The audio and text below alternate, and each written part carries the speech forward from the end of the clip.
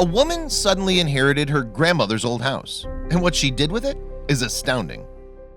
Have you ever known somebody who inherited money, jewelry, or property from one of their distant relatives? Maybe their antique collection worth millions of dollars, their classic sports car, all restored to its former glory.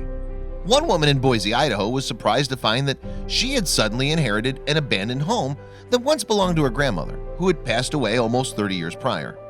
The only thing is, the house hadn't been maintained or renovated for those 30 years. It was in very rough shape, but the woman was honored to be given the rusty piece of property by her late grandmother, and so she decided to start giving the entire house a complete overhaul. It would take a massive effort to get the house looking like a home again. There were problems absolutely everywhere from the floor to the ceiling. Moisture had completely destroyed one of the walls, and the dilapidated state of the property was most definitely a sight for sore eyes.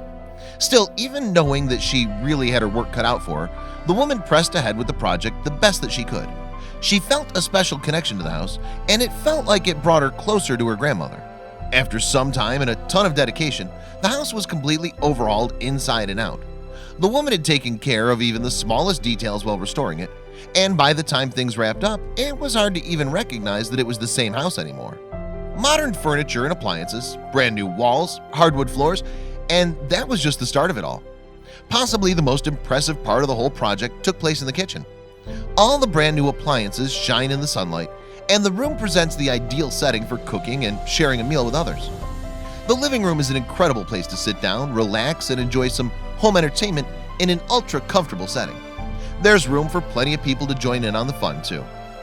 The bedroom is actually the smallest room in the house, but the woman doesn't mind that at all because of how incredibly cozy it is.